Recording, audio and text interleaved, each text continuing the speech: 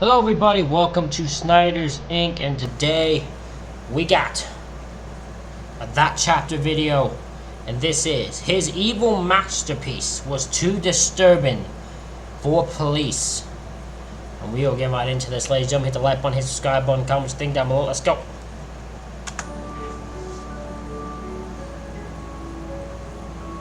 Hey you, and welcome. My name is Mike, and in this old video, we are going to Poland to look at the story of a missing student, to find out what exactly happened to Katarzyna. This is a weird one, and the investigation that unfolded not only led to one monster, it led to two. Both had like this disturbing obsession with skin. So, yeah. Let's give it a go.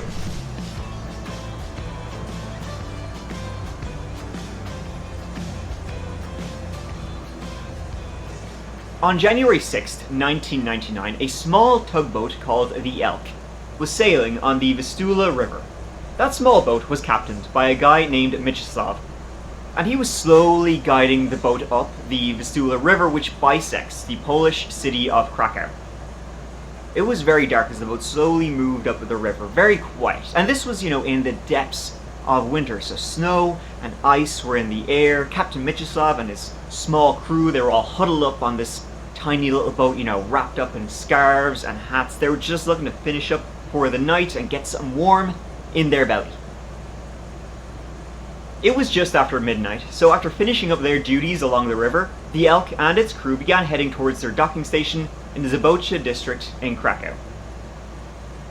As the boat was approaching the dock, its engines slowing down, Captain Mieczysław heard this big thump coming from the rear of the boat. The boat actually lunged to one side, and Captain Mieczysław quickly was able to determine that their small boat must have hit something. Something got caught in the propeller, which wasn't entirely unusual on this river in the middle of this big city. There was lots of garbage bags and just plain shite floating in the river.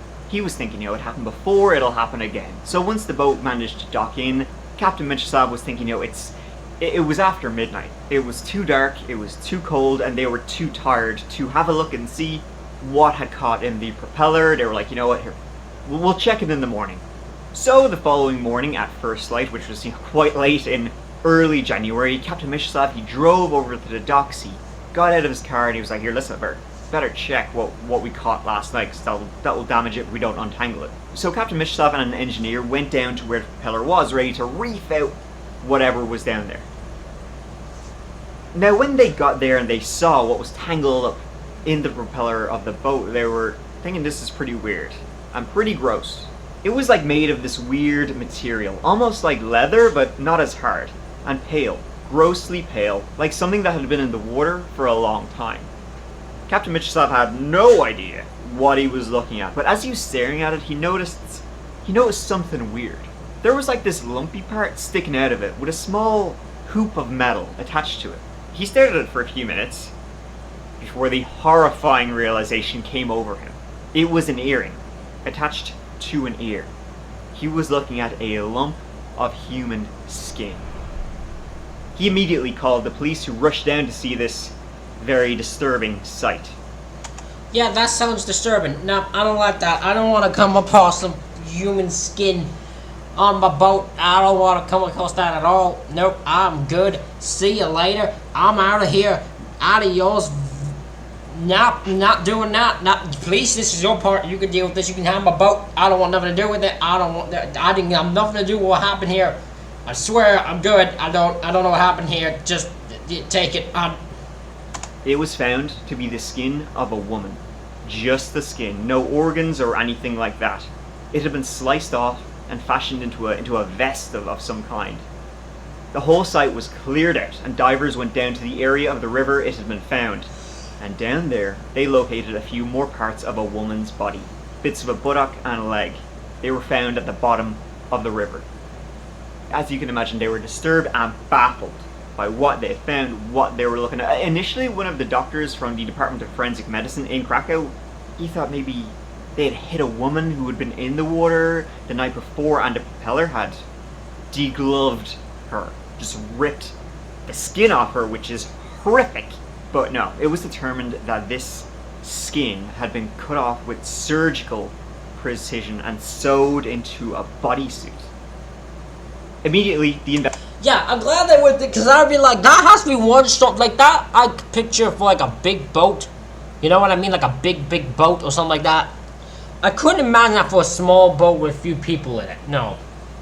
Not to do that much damage where no one would know? I don't think so. No. But yeah, it's a very,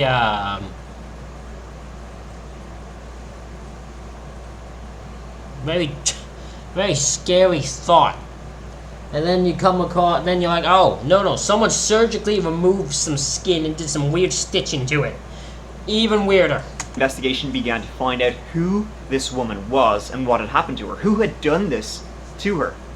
The investigation was given a name, which I think if you were like going through the case files and you saw it, it would make you stop. It was called Skúra, which simply means skin. It was forensic technology, still in its early days in 1999, that was able to determine who this was. The identity of the victim was revealed to be one Katarzyna Zawada, a 23-year-old university student who had been living in eastern Krakow with her mother. Katarzyna went by Kasia, who was studying religion at Jagiellonian University. This was her third major, having previously tried out history, then psychology, and then her interest had switched to a higher pair. And she was generally described by everybody who knew her as very nice, very pleasant, polite, but also weirdly secretive, shy, introverted. Mysterious was a word that kept on coming up again and again about her. She only had a handful of friends, she didn't go to many parties, and she had had her own difficulties when her father had passed away 3 years previously in 1996. It was especially tragic for Kasia for two reasons. One, she was extremely close with her dad. And two, they would go hiking out all the time. That was like, their father-daughter bonding time. He gave her real love of the outdoors. But back in January of 1996, the two of them had been out hiking and her dad had slipped and fallen and he had broke his spine. He later passed away because of this. And this was something Kasia always blamed herself for, because she was there. After that, she became How do you... No, you can't blame yourself for that. There's nothing... I'm not there, right? I don't know what happened leading up to him slipping, right? I'm going to assume she did it, like, nothing happened, nothing she did caused him to slip.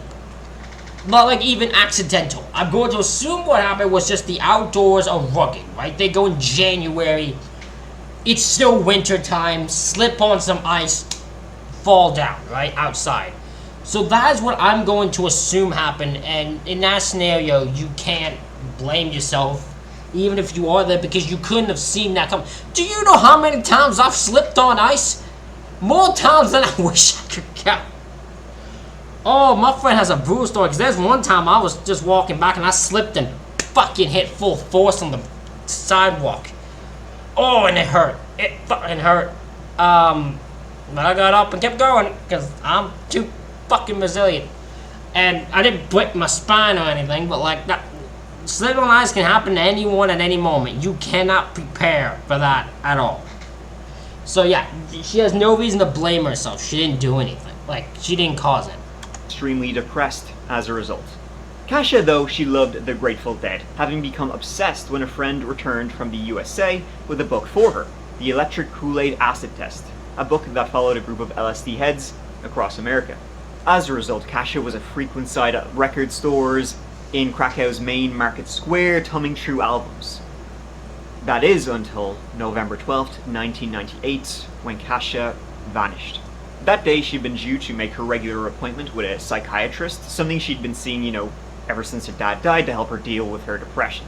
But she missed her appointment that day.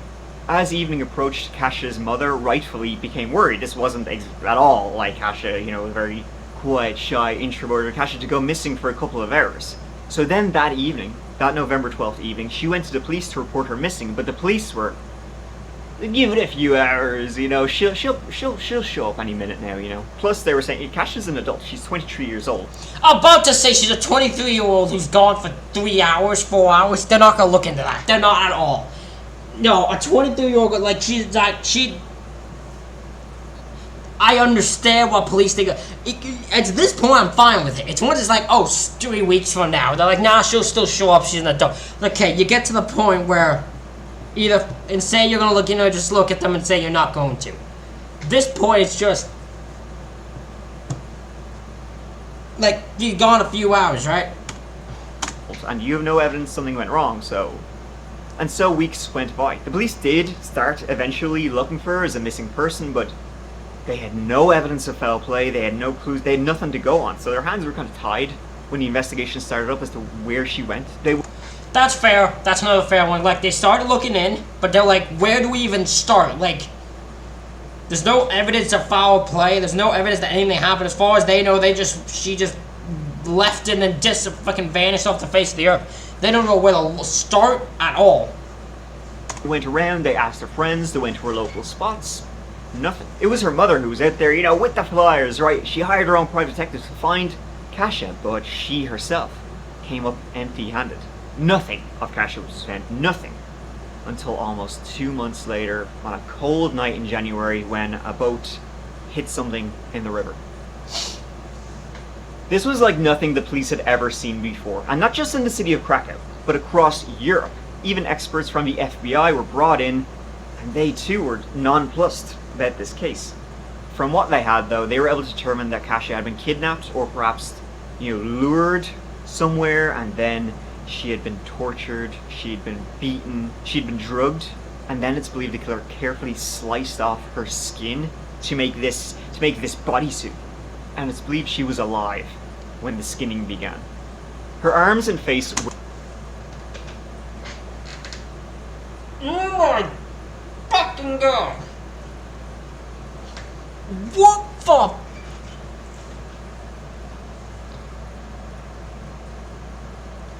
Now, this is next level evil. This is pure evil. Whoever did this is pure unadulterated evil. I don't even want... you could give me any sympathetic story you want. Whoever this is fucking evil as fuck. You drug, beaten, torture, skin... Was it drug and then skin a person, then you skin the person when they're fucking alive? Nah. You are pure evil. Pure evil. Weren't found, and her nipples had been removed also, which led the police to think that there was a sexual element to this entire crime.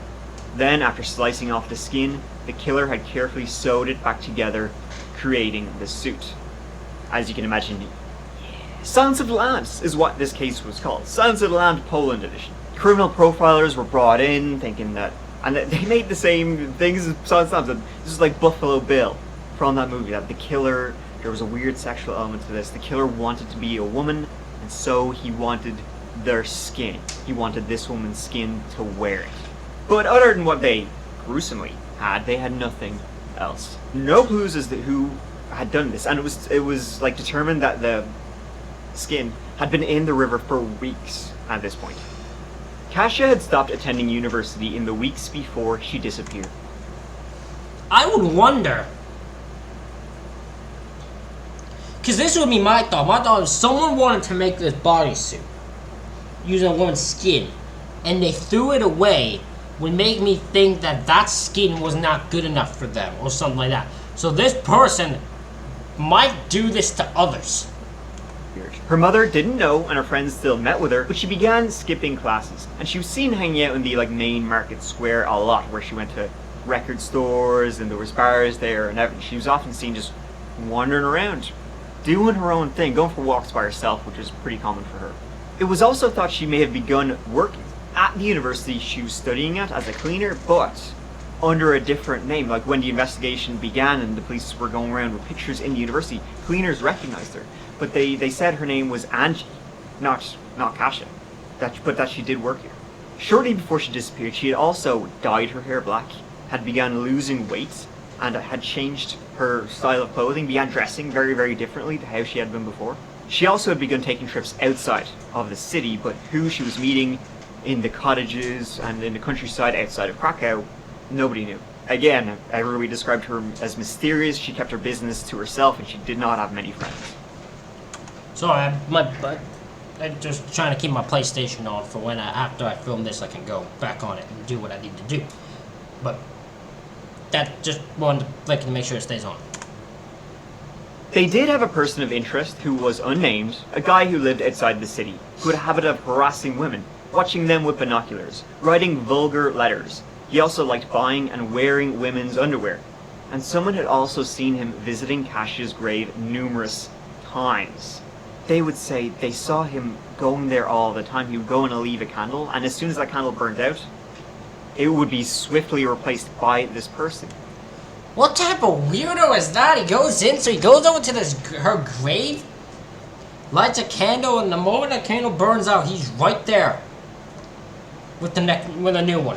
Other witnesses said they saw him burying letters at her grave, but when the police went to look at these letters, they couldn't find them.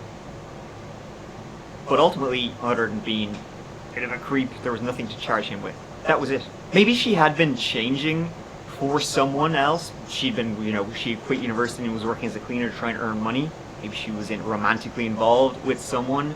That's why she had changed so much. And then this someone had done something pretty horrific to her. But regardless, the case of what happened to Kasha went cold very quickly. Now, before we continue, let me ask you this, Hotshot. Do you ever get just gosh darn annoyed when you see on your bills or... Okay, we're going to skip the ads. We always skip the ads. 99. The forensics unit in Krakow were sent something very unusual. I think you could describe it as unusual. Yeah. The body of a dead man. Decapitated. Pretty unusual. They were also sent this guy's head. Right? The severed head was there too. The head had been degloved. The face...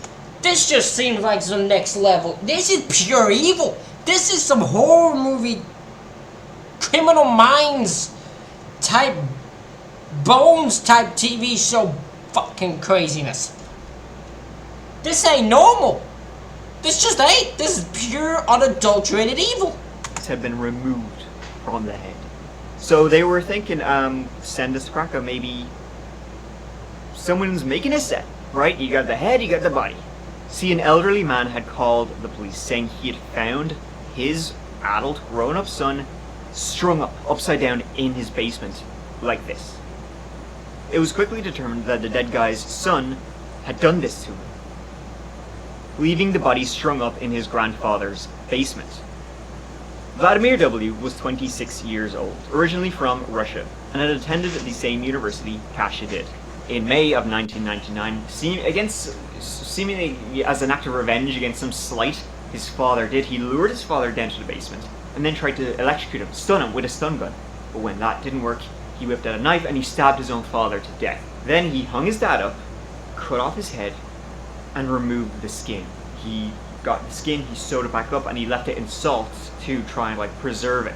Then he began wearing his own father's face. This Vladimir W. put on his father's face. What the fuck? Please arrest this man. This man is psychopathically evil. This is some psychopath shit. This is not normal shit. This is the type of you know when they say, here's an interview with a crazed killer. That's what this guy is. Put on his father's jacket, put on his father's hat, then went to go meet his grandfather, who would eventually report all this. He met his grandfather at a bench in the middle of town. The grandfather did not realize that this was not his son, it was in fact his grandson wearing his son's face. See, the grandfather had really bad eyesight, so he couldn't really make him out, but you could just see what his face... Yeah, a face, and then the clothing he was wearing. They even went and had breakfast together, while the son all the time wearing this like a balaclava, with the grandfather later remarking that he thought his son's voice was weird, it was softer than usual. The grandfather then later went to the basement, found his son still strung up. He called the police, and Vladimir was swiftly arrested and charged. Vladimir later said the murder of his dad was just an act of revenge for something. That's never been revealed, but the act of him wearing his own father's face and then going to meet his grandfather, that was an experiment, simply to see if he could pull it off. And he could. He also pulled off life in prison, and after 5 years he requested to be sent back to Russia, and he was. So, eerily similar to what happened to Kasha. But it was later determined he had nothing to do with her death. Oh, so that's why he said we found two psychopaths. We found the first two monsters. The first one was just some random dude who's just a fucking crazy psychopath, and the second one's gonna be a dude who planned to be a crazy psychopath. They did go to attend the same college, the same university at the same time, but they never crossed paths. Ever. The motives were very different, but they did both like skin. Years would go by, and as technology advanced, they continued to test what they had. It was determined that Kasia had traces of vegetation on her body. Vegetation that seemed to be from outside the city. She also appeared to have been beaten by someone trained in martial arts by the bruises on her skin. It wasn't until 2017. Wait, how do you look at bruises on her skin and go, that's a martial arts bruise? Am I a dumbass who just wouldn't know who could not at all believe that's actually a thing? Like, is there a certain mark and bruises that happen to people when you do that makes it specifically known as martial arts? Almost 20 years later, that a break was made in the case. A letter was sent in to the police. Now, its contents have never been revealed, but the person who wrote it said that their friend, 52-year-old Robert Janczewski, was Kasia's killer. Z jakiej okazji panowie do mnie? Chodzi nam o sprawę pani Katarzyny. Jakiej Katarzyny? Nie znam. Nie znałem, nie znam, pierwsze słyszę. Nic nie wiem. Robert had an interesting life, and it was a case of ding ding ding when it was all added up. Robert was living with his mother in 2017 in Krakow, the son of a poet who had left his mother for another woman. Growing up, his parents were very religious, and physical and emotional violence were common, and his parents frequently bet the ever-living shite out of young Robert Janczewski.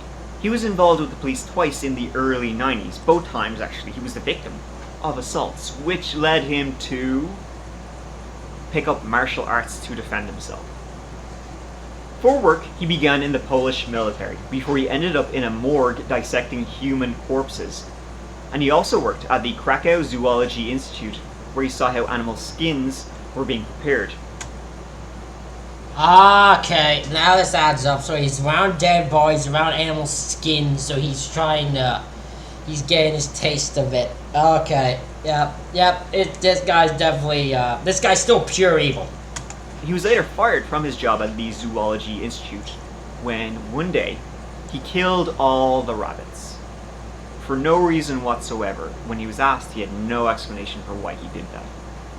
So, he was weird around women. He would only date them if they A, wore French underwear, and B, were completely subservient and obedient to him. Oh, and I should mention, he was the guy who was harassing women and had visited Kasia's grave multiple times back in 1990. In fact, he was a suspect from the start. Even back then, neighbors of Robert said, it's probably him. He's a bit of an oddball, you know, a bit of a weirdo. The police just never had enough to go on. I love the fact that someone literally went to, like, from the beginning, they were just like, no, this guy's so fucking weird, this guy's the guy you want to look at. I'm telling you, he's the guy you want to look at. He's the one that did it, yeah. Now they searched his home in a cottage outside of Krakow, right? And they found two things. One, blood in the bathroom, which even all these years later was determined to be Kasia's. And two, his diary. His good old little scribbler, so he was. He had a little diary where he detailed his stalking of women. But more importantly, what he did to Kasia. He was arrested, but denied killing her. Robert worked in the same market square Kasia often went to. She always hung... What did you do? Oh, I was just fantasizing. I just happened to fantasize the exact way to die, the exact what thing had happened to her, the exact where her body would be dumped. I just pure coincidence. But I'm innocent. Yeah, there, so that's likely where they met. And from what Kasia did, how she started losing weight, how she started changing how she dressed, she likely met Robert. He worked in a clothing store in that square. And it became romantic. She dyed her hair black because that was his preferred hair color. She was also losing weight. In Silence of the Lambs, Buffalo Bill has his victims lose weight so that he will have extra skin and it will be more pliable and easier to work with. Most likely the day she went missing, Robert went to where she lived in the city. He said, here, listen, come out, let's go out to my cottage outside the city. We'll have a nice, beautiful, romantic day. It'll be great. But instead, what he did when they got to the cottage is he lured her down to the basement where her screams could not be heard. He then tortured her, abused her, and skinned her, likely while she was still alive, though hopefully not conscious. He was an expert in skinning and the treatment of skin, so he knew what he was doing. He then tried to wear it. Pure, unadulterated evil. Absolutely heinous of a disgusting human being. Sentence my man to death, please. Put him 6 feet under. Put him 12 feet under, even. Right. But she was a good bit smaller than him, so it simply just wasn't the right size. So he chucked it in the river, where it would be found in January. After her murder, he later became very religious. He went to church every day. He would sit in the front pew, became very involved in all that sort of stuff. And it's been reported at one point he confessed the murder to a monk. But this monk later died and took the secret of what he did to his grave. For some reason, it's a religious thing that if you,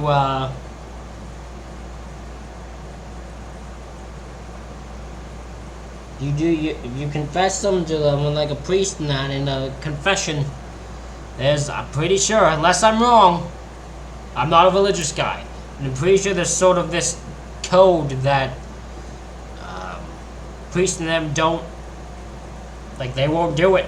They will not turn you in. I might be wrong, but I know confessions held,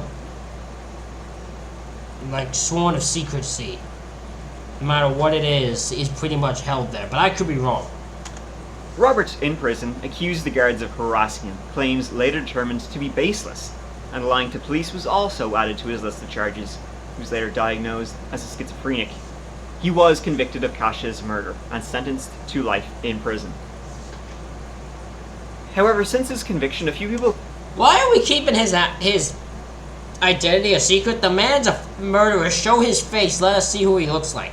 came out and said they don't think he did it, namely because he was investigated back at the time and his place is searched, and nothing was found, but searches may be more thorough now. Now they had more to go on, and technology wasn't there at the time, but now it was. His mental illness also led people to not think he had done it. His psychiatrist didn't think he did it. In fact, more people have come out and said that the person who sent in the letter in 2017 naming Robert Jankowski as the killer, it's more likely he did it, that he is the real killer. Which is, I don't know what's more terrifying, that Robert did it and is as gruesome as we all think he is, or the real killer is still out there. But I mean, Robert fits the psychological profile from being obsessed with women, so maybe that's why he was trying to wear their literal skin. He harassed them, he was vulgar to women. He was trained in martial arts, and whoever attacked Kassia, you know, was beaten up with somebody who knew martial arts. He knew about skinning and skin and sewing and all of that. Plus, I mean, DNA was found in the house, so that's kind of like that blinker right there. The man who had sent in the tip about Robert Jankowski was a friend of Robert's from like gardening and all stuff like that. They had met each other through that way. This guy, Lessig was his name, also worked in the main square, main market square in Krakow. He owned a reptile store in that square. He was also said to be an alcoholic, a sadist who enjoyed beating women. So, but more importantly, he had way more experience than Robert in skinning animals and like treating their skin and all that sort of stuff. Apparently, this guy's apartment was adorned with the skins of reptiles, like of. Okay, hold on. Oh, that's awkward. Okay, hold on. That guy has some. That guy has some credibility to being the killer. Hold on. He's in the same area she was. Also, she also was in. So, just like Robert, this guy was in the same area she was. Also has likes beating women, alcoholic, sadist. Way more experience of skinning and that. Okay. Robert's. I don't know if Robert's innocent. I'm not saying Robert is, because he probably. He probably did it, and also if he confessed to a monk, then that's what he says, or that's what Thing says, and that's a different story. But I will say that this is this guy definitely plants it in your head on why he should be considered as a possible person too. snakes and other reptiles. They were everywhere. He would skin them, treat their skin, and hang it up everywhere. Maybe he would have fit in a woman's skin there too. He would have added to his collection. A woman claims to have seen Kasha at that guy's pet store, but I mean, how many sadists and animal skinning people are there in this place? It sounds like the defendants are kind of grasping at straws here, but, you know, in the media, the police have not released much to the media, so who actually knows? But the body of Kasha has still never been found to this day. The only thing they ever found was what this case is called. Skin. Thank you so much for watching. Ladies and gentlemen, that's it for this reaction video. Let me know what you think in the comments. Hit the like button, hit the subscribe button. Thank y'all for watching. I'll see y'all for the next one.